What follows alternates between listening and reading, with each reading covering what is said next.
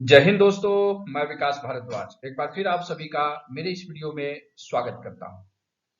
आज का यह वीडियो मोस्ट अवेटेड वीडियो है। आप लोगों की जिज्ञासा एग्जाम के आंसर की आने के बाद जो है काफी जग गई है कि जो आरपीएफ रूल 72 का 21 जुलाई 2025 को एग्जाम हुआ एएसआई का, उसका कट ऑफ क्या जाने वाला है। और पूरे एनालाइज करने के बाद मैं भी बिल्कुल शॉक्ड हूं कि इस प्रकार से कैसे हुआ। जैसे ही क्वेश्चन हुआ, एग्जामिनेशन हॉल से बाहर निकले सारे एग्जामिनर ने यही एग्जामिनी ने यही कहा, जो है एग्जामिनर ने, कि जो भी एग्जाम देने वाले हैं सारे लोगों ने कहा कि क्वेश्चन काफी टफ था, यूपीएससी लेवल का था, एलएनडी था, ऐसा था वैसा था। वो सारी चीजें हुई। तो जब तक क्वेश्चन पेपर नहीं आया था तब तक मैंने भी यही विश्वास किया, क्योंकि आप एग्जामिनेशन हॉल में थे तो आप जो कहेंगे वही चीजें जो है सुनने योग्य है और वही मानने योग्य भी है। लेकिन जैसे ही कल जो है क्वेश्चन पेपर आउट हुआ, जब आंसर की के लिए क्लेम करने के लिए कि भाई कौन सा क्वेश्चन गलत है सही है, उन चीजों को देखने के बाद मुझे अपने आप पर थोड़ा सा जो है क्या कहा जाए गुस्सा आ रहा है। और वो गुस्सा आना इसलिए है क्योंकि मुझे ऐसा लग रहा है कि जितना इजी टू एक्सेस आपके लिए कंटेंट अवेलेबल हो रहे हैं, उतना ही आपकी तैयारी खराब हो रही है। ये बहुत सुनने में आपको दुखदाई लग रहा होगा। मैं काफी मतलब ये कहूं कि जितना आसान यह तैयारी हो गया है, उतना ही आपकी तैयारी खराब हो गई है। और इसका एक ही जो है वो कारण है। वो कारण ये है कि मल्टीपल टाइप्स ऑफ गुरु। ये काफी ये लगेगा कि मल्टीपल टाइप्स ऑफ गुरु, और गुरुओं को खुद नहीं पता है कि पढ़ना क्या है, पढ़ाना क्या है, कैसे क्या करना है। इसके कारण ही आज ये तैयारी का स्तर हो गया। और मुझे काफी दुख है कि इतने मेहनत करने के बाद, इतने रिसर्च करने के बाद जो सारी चीजें मैं पढ़ाता हूँ उस पर कोई ध्यान नहीं देता है। सबको इजी टू एक्सेस कंटेंट चाहिए, पका पकाया सामान चाहिए। ये बोलने में मुझे कोई शर्म नहीं है, कोई हिचक नहीं है कि आप सभी लोग जो है तैयारी के नाम पर अपने आप को धोखा दे रहे हैं। और काफी मतलब कि झल्लाहट है मेरे अंदर जो मेरे शब्दों से आपके सामने निकल रही है कि आप वो सवाल नहीं बना पा रहे हैं जिसको कि आपको जानना अति आवश्यक है। आप एएसआई क्यों बन रहे हैं, इन चीजों के लिए आप तैयार ही नहीं है। और अपने आप को सोच रहे हैं कि मैं एएसआई एग्जाम में पास हो जाऊं। कतई नहीं हो सकता है। मैं ये बात आपको गारंटी के साथ लिख के दे रहा हूं। पूरी दुनिया गार्बेज इकट्ठा करने में लगी हुई है, और वही गार्बेज आपको हर बार एग्जाम में फेल कराता है। वही गार्बेज जो है आपको हर बार एग्जाम में कहीं ना कहीं पीछे धकेल देता है। मैंने बार बार हिदायतें देता हूँ, बार बार सलाह देता हूँ, आप विश्वास ही नहीं करते। सबसे पहली बात, आप गुरुओं पर विश्वास करना छोड़ दिए। और मैं ये लिख के देता हूं कि मैं भी किसी का स्टूडेंट हूं। मैं अपने गुरु पर ब्लाइंड विश्वास करता हूं, ब्लाइंड, विदाउट एनी ऑब्जेक्शन। अगर मेरा गुरु गलत भी बोल देता है तो मैं उसको कभी ऑब्जेक्ट नहीं करता हूं। मैं सुनता हूं, क्योंकि गुरु ने ऐसा कहा है तो कहीं ना कहीं किसी न किसी रूप में वो ज्ञान छुपा हुआ है। मैं उस छुपे हुए ज्ञान पर विचार करता हूं कि आखिर मेरे गुरु ने ऐसा क्यों कहा कि दुनिया ऐसी चल रही है, दुनिया में ये हो रहा है, और ऐसे करोगे तो तुम जो है लाभ नहीं पा पाओगे, तुम्हें हानि मिलेगा। तो आप उन चीजों को कभी समझ ही नहीं पा रहे हैं। और मैं गारंटी के साथ कह रहा हूं कि जो लोगों ने 10% भी मुझ पर भरोसा किया है, वो आज अच्छी स्थिति में है और कहीं ना कहीं वो सेलेक्ट हो रहे हैं। आपको बड़ा बुरा लग रहा होगा और या लग रहा होगा कि ये मेरा प्रमोशनल वर्ड है। मैं प्रमोशनल वर्ड नहीं बोल रहा हूँ। अगर मैं प्रमोशन करता तो मैं दिन रात आपको यूट्यूब पर वीडियो बनाता, दिखता, फलना होता, ये सारी चीजें होती। मैंने जितने वीडियो बना दिए हैं, मैं क्वेश्चन पेपर जब देखा, कोई भी क्वेश्चन पेपर हार्ड नहीं है। अगर कोई बोलता है कि ये क्वेश्चन पेपर हार्ड है तो मैं बोलूंगा कि आपकी तैयारी में कमी है। आपकी तैयारी में कमी है, आपके रिवीजन में कमी है। आप कंटेंट बहुत ज्यादा पढ़ रहे हैं, आप कंटेंट को रिवाइज नहीं कर रहे हैं। अगर आप रिवाइज कर रहे हैं तो रट्टू तोता की तरह रिवाइज कर रहे हैं। आरपीएफ एक्ट में क्या है, फल्ला में क्या है, चीजें क्या है। आप चीजों को मंथन नहीं कर रहे हैं, आप चीजों का गहन अध्ययन नहीं कर रहे हैं, इसलिए ये हालत आप लोगों की हो रही है। और कुछ भी अनाप शनाप किताबें, पीडीएफ, फलना, टेलीग्राम, ये वो सवालों, मतलब आप घिरे हुए हैं जंजालों से। मतलब तैयारी ये नहीं होती है। मैं भी तैयारी करता हूँ और कर रहा हूँ और करा किया हूँ, मल्टीपल एग्जाम्स क्रैक किया हूँ, लेकिन आप लोगों की तैयारी करने का तरीका ही गलत है। मैं बार बार बोलता हूँ, तैयारी किसी एग्जाम को पास करने के लिए आप अपनी तैयारी को जितना सिंपल, जितना साधारण रखेंगे, तभी आपका असाधारण रिजल्ट आएगा।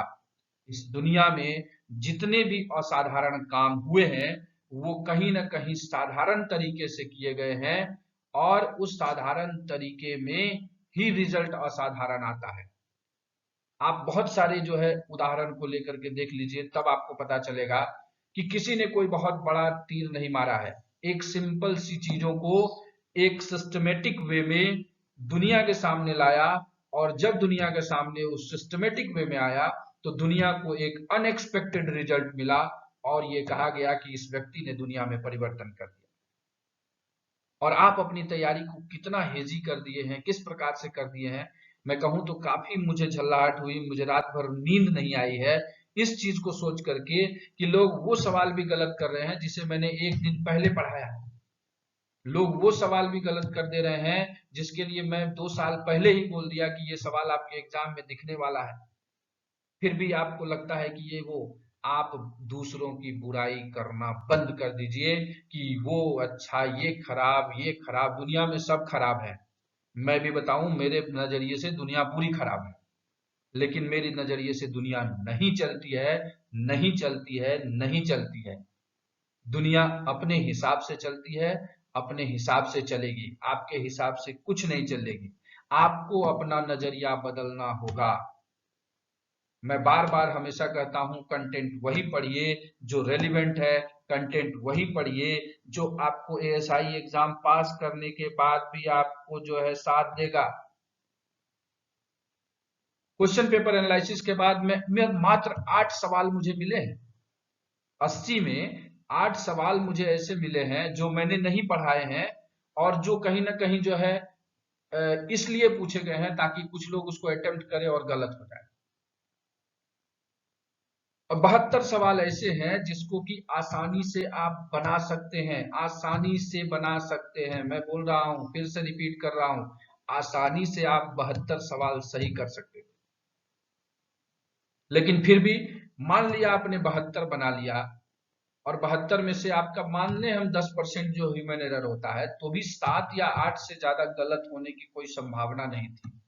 लेकिन लोगों के 80 बनाने के बाद जो है 25 गलत, 26 गलत, ऐसे सवाल गलत जिसको कि बाद में देख करके वो खुद शर्मा रहे हैं और अपने आप को कोस रहे हैं कि ऐसा कैसे हो गया हमसे। हो गया क्यों? आपने रिवीजन नहीं किया, आपने प्रैक्टिस नहीं किया, आपका तरीका ही गलत है, और आपके पढ़ने का तरीका तो बिल्कुल गलत है।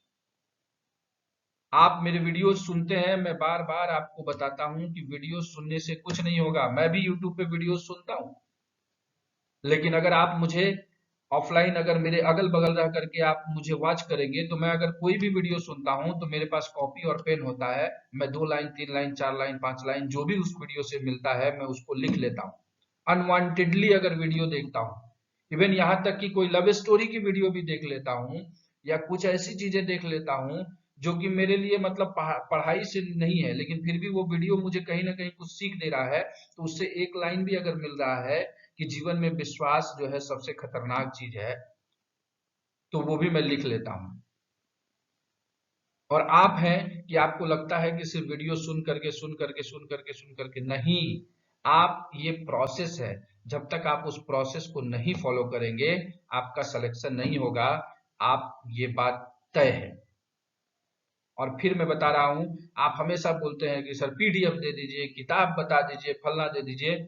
मैं आपको सब कुछ थाली में परोस के दे दूंगा, तो आपके सिलेक्शन के चांस 2% है। क्यों? जब आपको सब पका पकाया मिलेगा ना, तो आप मेहनत ही नहीं करेंगे, और जैसे ही मेहनत नहीं करेंगे वैसे ही आपका टैलेंट भी जीरो हो जाता है। कहा जाता है ऑनेस्ट लेबर बीट टैलेंट। तो ईमानदारी से जब तक आप मेहनत नहीं करेंगे, तो हमेशा आप टैलेंटेड होकर के भी पीछे रह जाएंगे। तो कुछ ऐसी बातें, कुछ ऐसी हिदायतें थी जो मुझे इस वीडियो में कट ऑफ बताने से पहले देनी थी, क्योंकि कट ऑफ सुन के आप चले जाते, मेरी हिदायतें नहीं सुनते, इसलिए मैंने पहले ही ये हिदायतें दी।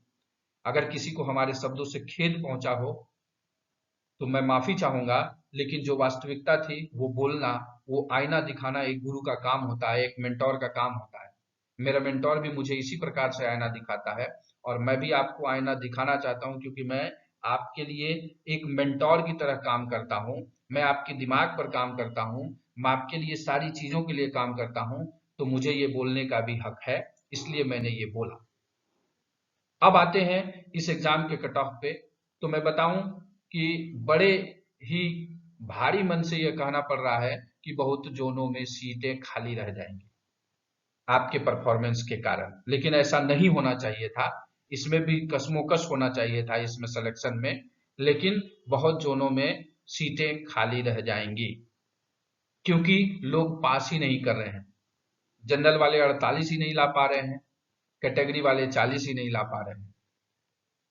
तो इस कारण से सीटें जो है खाली रहने की संभावना बन रही है। अभी तक का जो एक्सपेक्टेड है हमारा, कुछ ऐसे भी लोग होंगे क्योंकि दुनिया वीरों से खाली नहीं है, कि हो सकता है कि कुछ ऐसे छुपे रुस्तम निकल जाए, तो वो चीजें सीटें भर जाएंगी।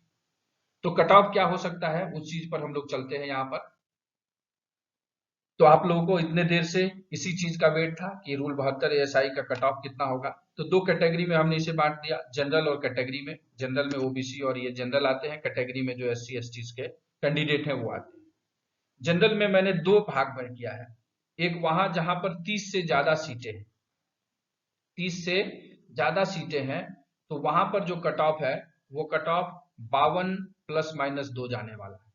52 ± 2 मतलब 50 भी हो सकता है और 54 भी हो सकता है, मतलब 50 से 54 के बीच में जो है आपको ये दिख सकता है। लेकिन जहां पर 30 से कम सीटें हैं वहां पर 54 ± 2 है, मतलब 52 से लेकर 56 के बीच में कट ऑफ हो सकता है।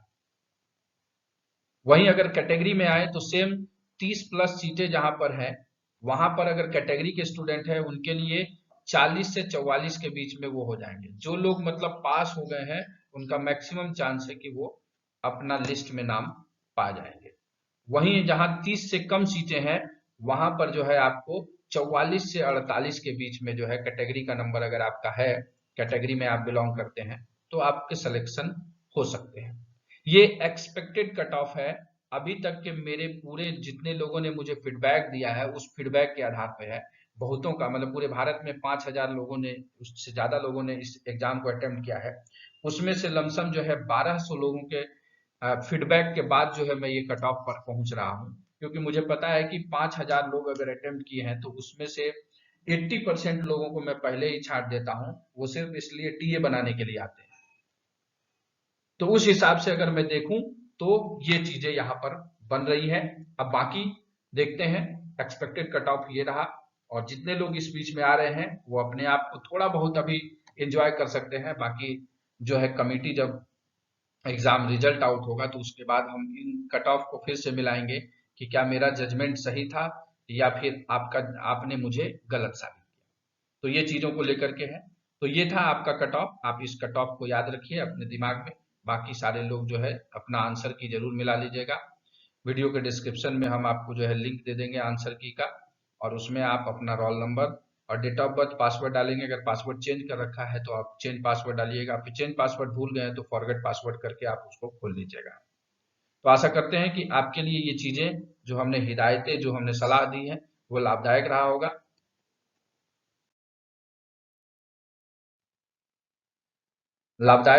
साथ ही साथ आपका जो है कट ऑफ भी इसी अनुसार इसी साथ में जाए और आप सिलेक्शन के लिस्ट में आए। तो चलिए इसी संदेश के साथ कि आप अपनी तैयारी में व्यस्त हैं, जिंदगी में मस्त हैं, इस वीडियो पर बने रहने के लिए आप सभी का दिल से धन्यवाद।